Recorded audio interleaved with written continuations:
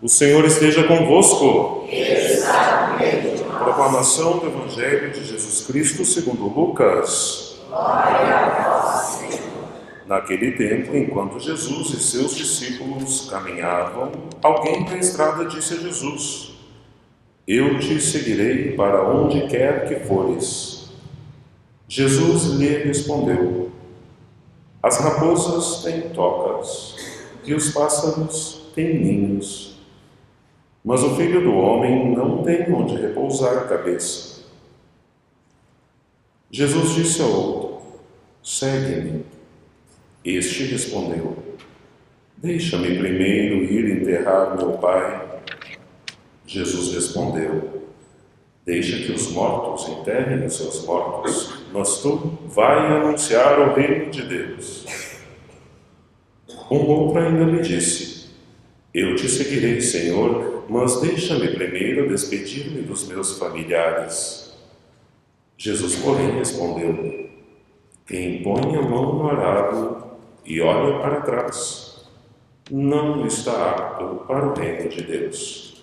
Palavra da salvação. Glória a vós, Senhor. Verdade, vamos sentar. Todos os que vieram rezar pelos seus entes queridos, temos diversas intenções pelos falecidos, nossas condolências em nome da nossa comunidade, nossa oração para que os nossos irmãos que partiram para a casa do Pai repousem na glória de Deus.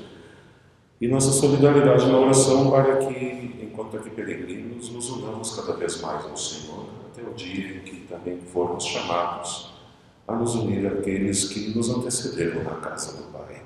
Por estes suplicamos, dai-lhes, Senhor, o descanso eterno, e a luz perpétua se ilumine, descansem em paz. Amém. Nas quartas-feiras, nesta paróquia, temos o costume de meditar sobre algum assunto específico, chamamos de catequeses. E neste ano extraordinário da misericórdia temos contemplado diversas faces desta maravilha proclamada pelo Papa Francisco este ano, extraordinário da misericórdia de Deus.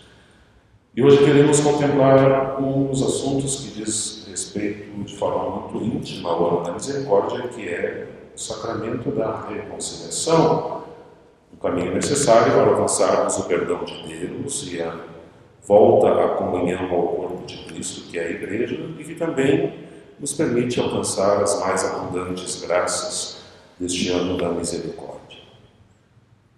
De forma muito objetiva, sem maiores delongas teológicas, tentemos responder algumas questões a respeito do sacramento da confissão.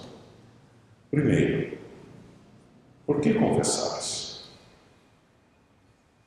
São João nos diz: aquele que diz que não tem pecado é mentiroso, é a palavra de Deus, e ainda reitera, e a verdade não está com ele, e ponto final. Dizer eu não tenho pecado significa dizer, sem tirar o rigor, eu não preciso de Deus, porque já sou justo, não preciso quem me justifique.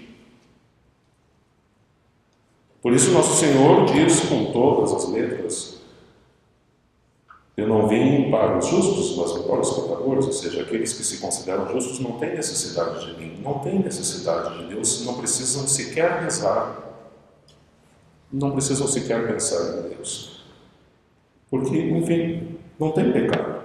O que Deus vai fazer na minha vida? E viva a liberdade, cada um pensa o que quer. Mas aqueles que nos reconhecemos frágeis, aqueles que reconhecemos que o pecado não ofende a Deus, porque em nada o pecado vai diminuir a grandeza de Deus, em nada a minha santidade vai elevar a santidade de Deus. Deus é perfeito. Agora, o pecado ofende a Deus porque me diminui como pessoa. Porque tira, ou pelo mínimo diminui a imagem e semelhança de Deus na minha vida. E por isso causa tristeza ao coração de Deus. Então, por que confessar-se? Porque preciso, porque sou fraco. Porque constantemente necessito recorrer à misericórdia. Assim como nas relações humanas, não são raras as ocasiões em que ofendemos uns aos outros ou decepcionamos uns aos outros. O mesmo acontece na nossa relação com Deus. Segunda questão, a quem confessar-se? Infelizmente, nas últimas décadas entrou na Igreja Católica uma mentalidade bastante protestantizada que difunde a ideia de que, bom, eu me confesso direto para Deus e basta. Meus caros, quando eu ofendo alguém, quem vai me impor as condições do perdão não sou eu que ofendi, mas a parte ofendida. Este é quem vai determinar os critérios do que devo fazer para alcançar o perdão. E Nosso Senhor, no Evangelho de São João, ao soprar sobre os apóstolos do Espírito Santo, diz: a quem perdoardes os pecados estão perdoados. E ele não para por aí. A quem não perdoardes, pois não estão. Ele coloca esta condição. Porque discordo, bom, vou discutir com ele quando chegar na sua presença. Mas se ele esclarece que quando ofendo a Deus por causa dos pecados, esta é a condição, se eu quiser de fato e tenho amor e estou arrependido e quero alcançar o perdão, assim como nas relações humanas, aqueles que amamos, quando nos impõem alguma condição, olha, eu te perdoo se prometeres isto ou se agires daquela forma, e quando o amor é grande, até com carinho nos submetemos, com relação a Deus, somos chamados a agir da mesma forma. Terceira questão: como nos confessarmos? Nosso Senhor usa uma imagem muito interessante. Ele diz: o médico não vem para os sãos, vem para os doentes. E ele faz uma analogia, então, comparando-se ao médico. Não à toa, no passado, os padres eram chamados de cura de almas, aqueles que são mandados para curar as almas. Médico de almas. Creio que, talvez com alguma rara exceção, a maioria já deva ter ido a um médico em alguma ocasião da vida. Quando vamos ao médico, usando então a imagem que Nosso Senhor usou, de que adiantaria chegar e dizer: olha, doutor, eu estou aqui, enfim, porque estou com dor. Ah, é? Onde? Ah, o senhor sabe as dores do dia a dia. Que ajuda poderá prestar esse médico? Quanto mais claros, objetivos, sem enrolação, formos com o médico, mais instrumento damos para que ele nos possa ajudar.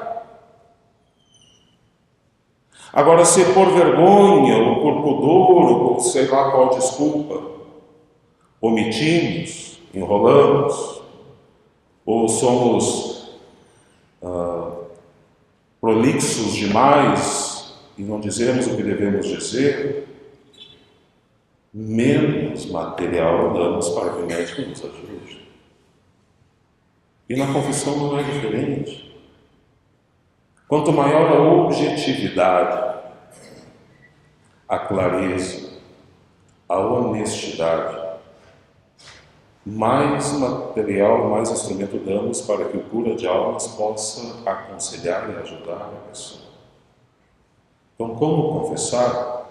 Com clareza, com objetividade, com honestidade, sem esconder. E confessando a totalidade dos meus pecados, porque voltamos à questão do perdão. Se alguma das senhoras ou algum dos senhores eu ofendesse por duas ou três situações diferentes, e pedisse perdão apenas por uma ou por duas e deixasse uma de lado, a pessoa com toda razão não vai conceder o perdão se eu não estiver integralmente arrependido.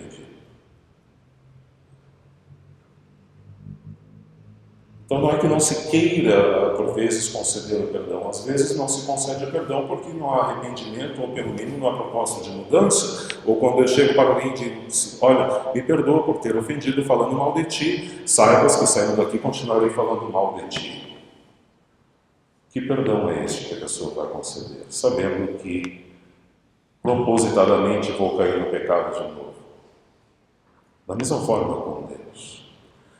Quarta questão, o que confessar?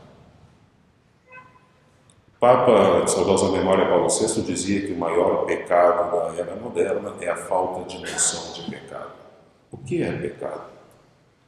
Pecado é tudo aquilo que atenta contra a caridade, tudo aquilo que desfigura em nós a imagem de Deus. Um bom exame de consciência são os mandamentos de Deus.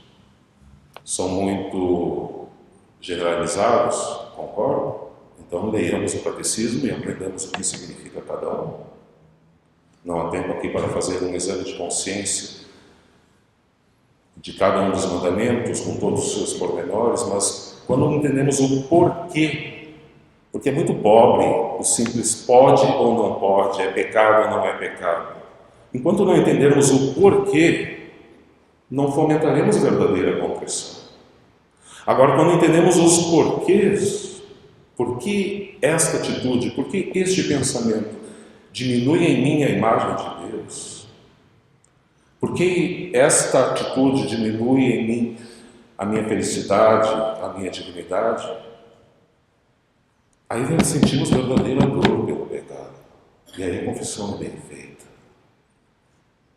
Então, às vezes não confessamos porque não sabemos que é pecado, não sabemos que é pecado porque não estudamos, e não estudamos porque às vezes não queremos nem saber.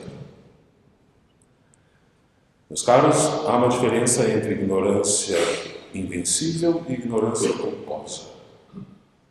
Se nunca soubemos os porquês, porque nunca ninguém nos falou e sequer sabíamos que deveríamos saber, é uma situação. Agora, se não conhecemos por relaxamento, por não querer estudar, por negligência, aí o sacramento da ignorância não vai vir em nosso socorro na hora do juízo. E por fim, quando confessar-se? Existe um mandamento na igreja que diz assim, confessar-se ao menos uma vez por ano por ocasião da Páscoa. Ao menos. Ao menos. É a mesma coisa que dizer limpar a casa pelo menos por Natal. E sabendo que no ano novo a casa já vai estar suja de novo. Mas pelo menos no Natal receberemos as visitas, a casa estará limpa, pelo menos na Páscoa, porque aí está outro mandamento, comungar ao menos uma vez por ano por ocasião da Páscoa, ou seja, pelo menos uma vez para receber a visita tão ilustre do Senhor na Eucaristia, pelo menos nessa vez limpa a casa para receber.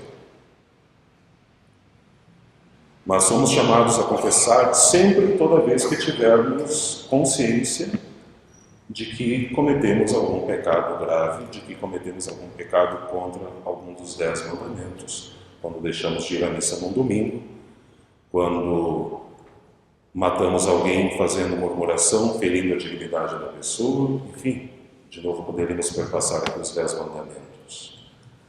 Agora saibamos que para aproximar-se da comunhão, é preciso primeiro estar em comunhão. Porque senão esse gesto é vazio, é hipócrita. Piedosamente acorrer à mesa da comunhão, sem antes estar em comunhão com Deus e com o próximo. É o mesmo que ter ofendido alguém e, na maior cara de pau, sentar-se à mesa para comer com a pessoa, dando risada como se nada tivesse acontecido. Fere a dignidade do Senhor e diminui a nossa própria dignidade. Que a Virgem Maria, como carinhosamente chamada na oração da Salve Rainha, Mãe de Misericórdia, nos ajude a contemplarmos esse sacramento da misericórdia de Deus que sempre nos engrandece. Vários aqui já me ouviram dizer no momento da confissão. A confissão tem o poder de transformar uma lista de pecados em uma lista de propósitos de mudança. E ainda nos dá as graças para botar esses propósitos em prática. Nos fortalece, nos eleva, nos dignifica, nos dá alegria espiritual. Não tenhamos nunca medo de aceitar o convite que Deus nos faz na segunda carta de São Paulo aos Coríntios. Deixai-vos reconciliar com Deus. Ele está oferecendo uma liberdade a cada um, aceite ou não. Canto número 70.